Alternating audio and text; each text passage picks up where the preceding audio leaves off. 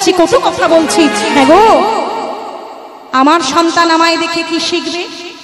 বাবা আমি তাকে বলছি গুরুজনকে সম্মান কর, আমরা বাবা আমরা মা, আমাদেরকে ভক্তি শ্রদ্ধা করতে হয় বাবা, আর তাদের সামনে আমরা আমাদের শ্বশুর শাশুড়ি আমাদের বাবা মাকে অপমান করে চলেছি সারা জীবন। এই জন্যে মহাপ্রভু করে দেখিয়েছিলেন। বললে হয় না, বলে যেটা হয় না সেটা করে দেখাতে হয়। আপনি আচরি ধর্ম জীবের শিখায়, নিজে না করিলে অন্য শেখানো না যায়। মহাপ্রভু তো বলতে পারতেন হরি নাম করো, কৃষ্ণ নাম করো, তিনি কেন ধুলায় গড়াগড়ি দিলেন? তিনি কেন জীবের হাতে ধরলেন, পায়ে ধরলেন? তিনি শিখিয়ে যেতে চাইলেন কিভাবে কৃষ্ণ বলতে হয়, কিভাবে হরি বলতে হয়, কিভাবে রাধা বলে কাঁদতে হয়। তাই গৌর প্রেমানন্দ। তাই ওরে মন, সারা জীবন ভালো কথা বলে গেলি, ওরে মন ভালো তো কোনোদিন হতে পারলি না।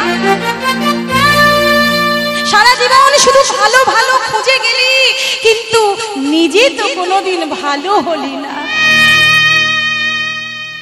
ভক্ত মণ্ডলী মায়েরা, ভগবানকে আমরা কি সেবা দেব? আমাদের এই দেহ পল্লব দিয়ে ভগবানকে আমরা সেবা দেব, কিন্তু কেমন করে দেব?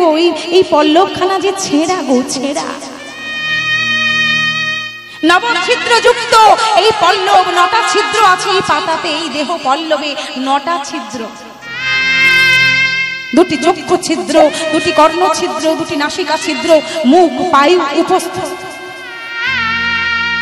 এই নবছিদ্র যুক্ত দেহ নিয়ে আমরা সবাই এসেছি। কেন এসেছি? এই ছেঁড়া পাতাটা যাতে একটু ভালো করা যায়। তদ্বৃদ্ধি প্রণিপাতেন পরিপ্রশ্নেন সেবয়া উপদেক্ষ্যন্তি তে জ্ঞানং জ্ঞানেন তত্ত্বদর্শিনা। যদি সদ্গুরু কৃপা পেয়ে যায়, যদি গুরুর কৃপা হয়ে যায়, আমাদের এই ছেঁড়া পল্লবটা ধীরে ধীরে ধীরে ধীরে ভালো হয়ে যাবে। আর যেদিন ভালো হয়ে যাবে সেই দিন রাধা মাধবের চরণে আমরা নিবেদিত হইব। তাই সদ্গুরু কৃপা পাওয়া লাগবে। এই জন্য একটা গানের কথা বলেছে, মিলে সতগুরু जिंदगी मिल गई, ये उलझाई दिल की कली खिल गई। मेरे सतगुरु जिंदगी मिल गई, ये उलझाई दिल की कली खिल गई। मेरे सतगुरु। সতগুরু কৃপা যেদিন হয়ে যাবে সেই দিন আমাদের এই ছেঁড়া পাতাটা ভালোতে রূপান্তরিত হবে। তাই ভালো করতে গেলে গুরু দীক্ষা নেওয়া প্রয়োজন, ভালো করতে গেলে গুরুর চরণ স্মরণ করা প্রয়োজন। এই কানাই পাতা তো দিলি, পাতা তো দিলি, কিন্তু উকি ঝুঁকি মারছিস কেন? ও মা, এদিকে কৃষ্ণ সবাইকে পাতা দিয়েছে জানো তো? পাতা দিয়ে কৃষ্ণ উকি ঝুঁকি মারছে, কার পাতা ভালো আর কার পাতা ছেঁড়ছে, উকি ঝুঁকি মারছে। এই সুভাষ তো পাতা কই, কই দেখি, দেখা। ও বাবা, এই তো ভালো পাতা। হ্যাঁ, এই বসে দাম তো পাতা। এ বাবা, এগুলো কি রে? হরি বল না গো, অনেক গাছের পাতায় দেখো না সাদা সাদা হয়ে থাকে, সেই পাতাটা পড়েছে। হ্যাঁ, হরি বল, চুন চুন পাতা। সবাই পাতা। এই শুভা, এই কিঙ্কিনি, তোর পাতা কই? তোর পাতা কই? পাতা দেখবো। হ্যাঁ, তোরটা দেখি। হ্যাঁ, আমার পাতা দেখবি?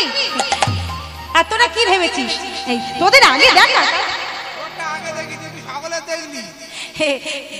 আমার পাতা ভালো ভালো।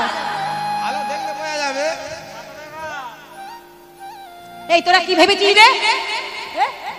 এই কি মনে করেছিস আমার ছেঁড়া পাতা? হ্যাঁ আমার ছেঁড়া পাতা? শোন, আমাদের নবলক্ষ ধেনু আছে। আমার মা কত ননি মাখন তোলে সারাদিনে জানিস? পাতা ওরা ভেবেছে আমার ছেঁড়া পাতা।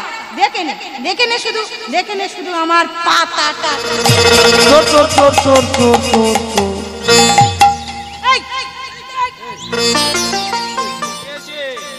চোর বলি কেন?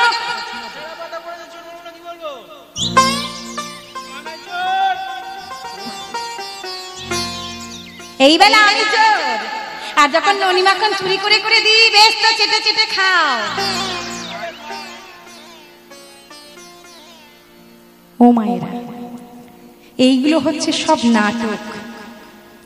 নাটক কানাই কি জানে না ওই 26টা পাতার মধ্যে কোন পাতাটা ছেঁড়া আছে?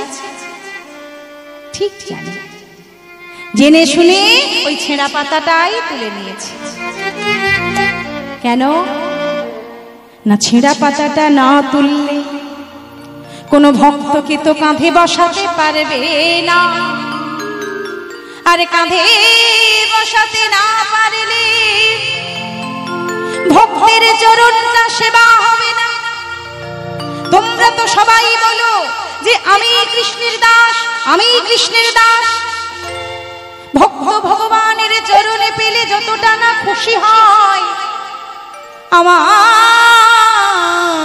ভগবান যদি ভক্ত চরণটা একবার পায় তাহলে আরো বেশি খুশি। আমি আজকে চোর হয়েছি, বল কে আমার কাঁধে চাপবি বল? তখন দূরে দাঁড়িয়েছিল সুদামা। হরি বল, দূরে দাঁড়িয়েছিল। ওই দূর থেকে সুদামা হাত উঁচিয়ে বলছে, ও কানাই, আমি তোর কাঁধে চাপবো, আমি আমি আমি উঠবো, আয় ভাই আয়।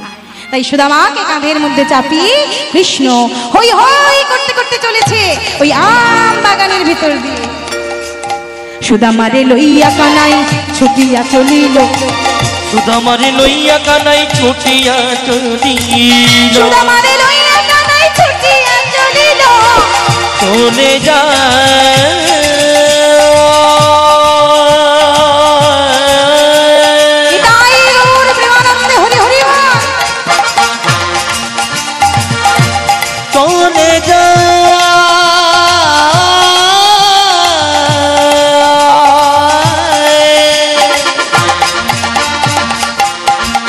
কানাই চলে যায়,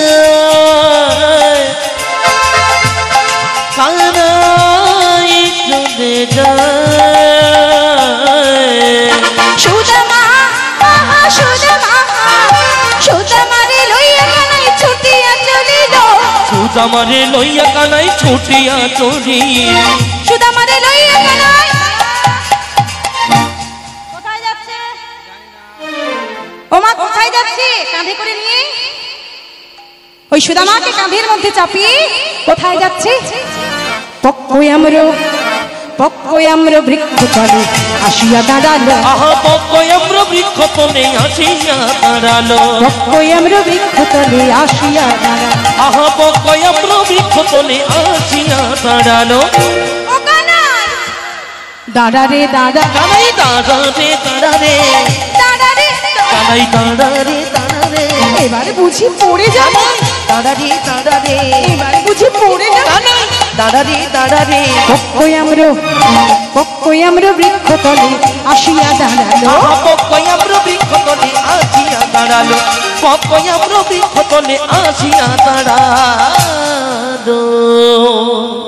হরি বল মাইরা। আম বাগানের কাছে এসে দাঁড়িয়েছে। দাঁড়িয়ে সুদামা কৃষ্ণের কাঁধে তো, আচ্ছা কেউ যদি কাঁধে ওঠে, আমার কাঁধে ওঠে, যে কাঁধে উঠেছে তার পাটা যে কাঁধে করে নিয়েছে তার কোন জায়গায় থাকবে? কোথায়? বুকের মাঝে, তাই তো? আজকে সুদামাকে কাঁধের মধ্যে চাপিয়ে নিয়েছে। আরে সুদামার চরণ যুগল কানাইয়ের ঠিক বক্ষ মাঝে দুলছে। আমার ভগবান লোভ সামলাতে পারলো না, ভক্তের চরণটা সেবা করবে বলে দুই বাহু প্রসারিত করে সুদামার চরণটা বুকের মাঝে শক্ত করে চেপে যেই চেপে